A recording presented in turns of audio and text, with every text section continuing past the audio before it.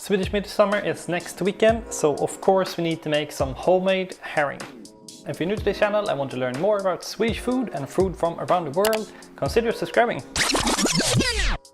And we're gonna make two versions here. This is the herring. This fish was actually fished up in this autumn, and it's fished down because it contains more fat. So after lying in the salty brine, it creates a nice, firm, beautiful texture to create a nice Swedish herring.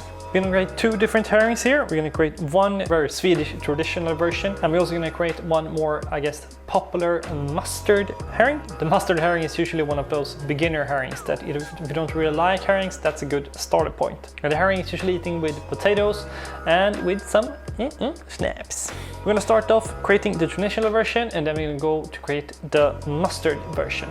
We're gonna start separating the fish from the salty brine it's been lying to. So here is the fish. As you can see here, it's really firm at the moment since it's been lying in the salty brine. We're gonna cut up around 2 centimeter pieces. It's good for one bite, and make sure to have a sharp knife here so you don't end up with a really mushy fish.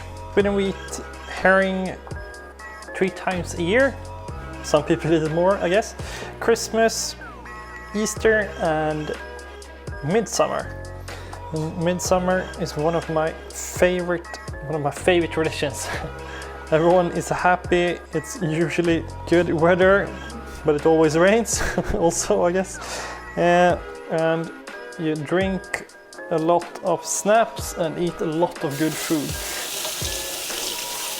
Summer is really a whole day activity. You start early in the morning, meet everyone up, you eat midsummer lunch, which consists of the herring and usually some pies, cheese, some hard bread, and said snaps and usually beer and wine.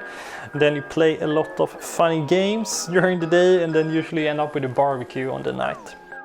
We're gonna start off here making the brine to put the fish in, and then we'll spice it up with the herbs and some other dry herbs as well. This is a staple in Swedish brines. We usually say it's 1, 2, 3 brine, and I'll explain why. Here I'm using ättika. It's a Swedish very strong vinegar, and as I said, 1, 2, 3 brine. It's very simple, so every one of you can do this home as well. 1 deciliter of ättika, and that's the Swedish strong vinegar. And now we're going for, as I said, 1, 2, 3. So 2 now, and then 3. So 2 deciliter of sugar. 1, 2. And here you can leave only with 2. The Danish people like to do it with a little bit more, and I kind of like that. So I'm adding just a little tiny bit extra of sugar there. And the next part of the process is to add 3 deciliter of water. 1, 2, 3. Ättika 1, sugar 2, and 3 water. And then we're done with the brine. 1, 2, 3. And if you're not using deciliter and using a metric based on someone's dream, hint, hint, USA, you can use Google Deciliter to your metrics to find out. And as always, all the ingredients in the description down below. Let's give it a stir to make everything cooperated. And the kind of 2 things that divide herring here in Sweden. There's the clear brine versions, what we're going to create here. And we're also going to create the more creamy version with the mustard. This is okay for now. What I'm going to do now is put my herring into the brine. Actually, it will be easier to do this. Start with something like that. And seasoning wise for this, we're going with some fresh herbs. And here I'm using pepperrot. Pepperrot. Google Translate. Horseradish, yeah, of course. Horseradish, which really brings that nice, almost wasabi-like touch to the herring, which I really appreciate.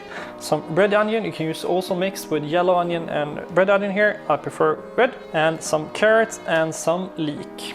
I'm actually going to start off with the dry spices first. Then we're going to cut up this.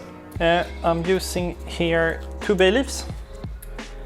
I didn't have fresh allspice, so I'm actually going to use already grounded. Shame on me, I usually have it home, but that's what we have here, so that's what we're going to work with, just a touch. And at least I had some fresh grounded white pepper. We're not going to use that much. Just, I like to have them pretty rough. 2 small pinches, and I'm going to use quite a lot of leek actually. Sometimes it's good to eat herring just by itself, but I know the condiments also suck up all that nice flavor from the brine as well. It's almost like pickling garlic. I guess we're pickling fish here as well. I guess Pickle Rick would be proud of us. We're gonna see how much this feels like. This looks good. Let's do the last part. Let's go there. The horseradish is really a tough root. I'm actually gonna need to change knives here. Yeah, knives here for the big boy knife. That's better. And I'm not so sensitive with the skin. And yeah, let's bring forth the big boy knife here again. As the leek you can eat with the herring. This I'm not gonna eat when eating the herring. So I'm gonna just roughly chop up horseradish here. When it comes to the onion, same here as with the leek. You can eat the onion because it gets pickled in the brine. So I want to have not like really thin chopped. I want to go with as I forgot to say something as well. We actually, we like to sing before we do the snaps, but we also like to dance. And we actually dance around, I don't know, it was rumored there was an upside down man's genital, but I'm not sure about that. But we hold our hands and dance around the ring and sing songs also during, and I've had some non-Swede friends visiting me and I found it very funny.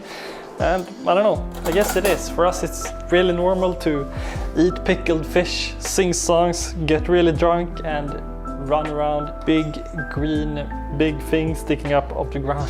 Mixing it a little bit together, everything will get incorporated flavor wise. And a lot of you home might be saying, oh, I'm doing it this way, I'm not doing this way, and so on. And do your way, this is the way I like to do it. I like to have a lot of greens because I really like the flavor of the greens on the midsummer table, and it looks really beautiful as well. Carrots, going for pretty thin slices here. And same thing here.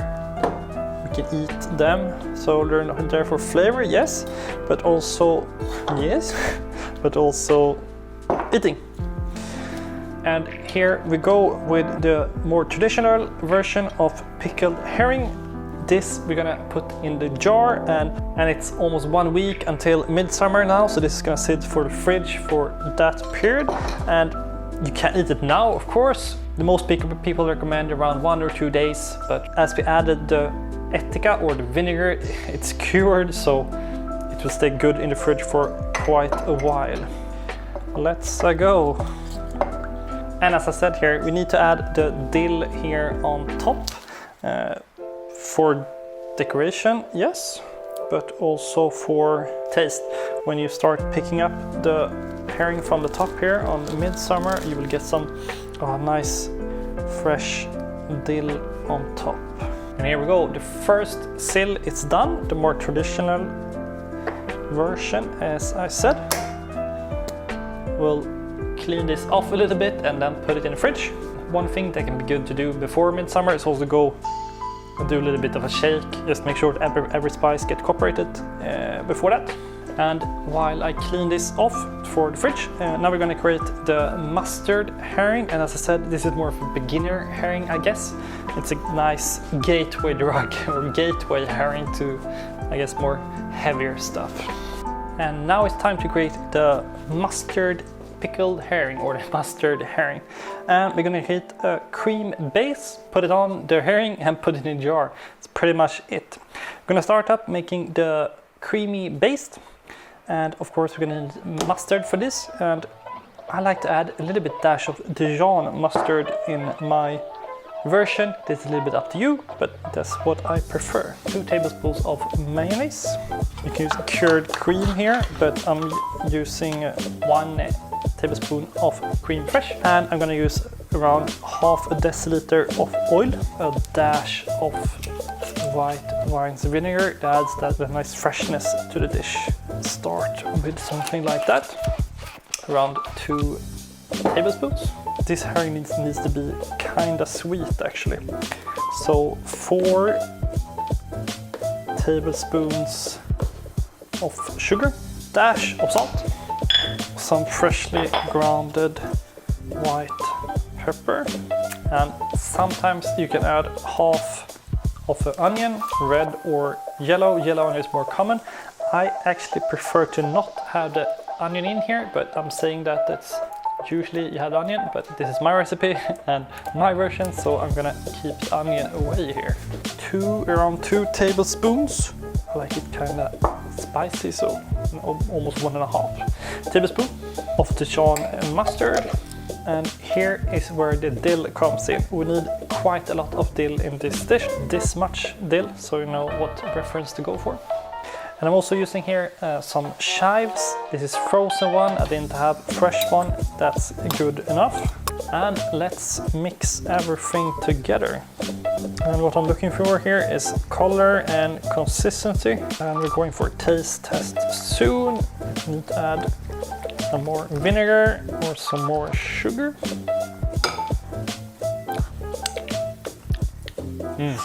This is really good. Really get that nice Dijon mustard taste. The sweetness. Actually just a pinch of white vinegar. There we go. The base for the herring is ready. Time to dump in the herring. Here it is. Nice texture of a creamy, nice homemade mustard herring. I'm gonna jar this up.